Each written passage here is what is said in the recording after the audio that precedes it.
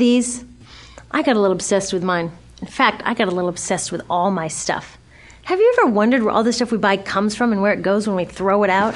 I couldn't stop wondering about that, so I looked it up. And what the textbook said is that stuff moves through a system from extraction to production to distribution to consumption to disposal. Altogether, it's called the materials economy. Well, I looked into it a little bit more. In fact, I spent 10 years traveling the world, tracking where our stuff comes from and where it goes. And you know what I found out? That is not the whole story. There is a lot missing from this explanation. For one thing, this system looks like it's fine. No problem. But the truth is, it's a system in crisis.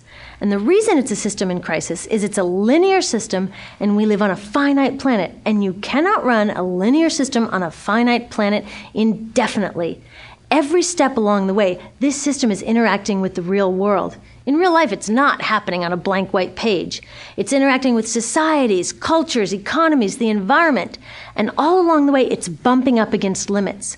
Limits we don't see here because the diagram is incomplete.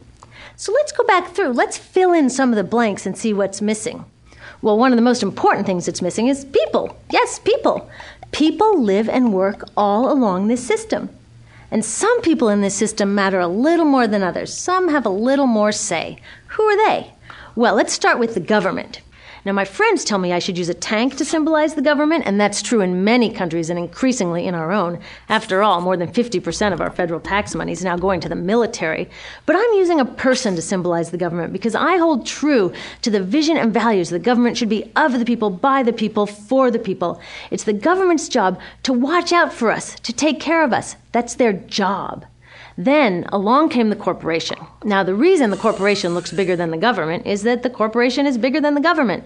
Of the 100 largest economies on Earth now, 51 are corporations. And as the corporation has grown in size and power, we've seen a little change in the government where they're a little more concerned in making sure everything's working out for those guys than for us.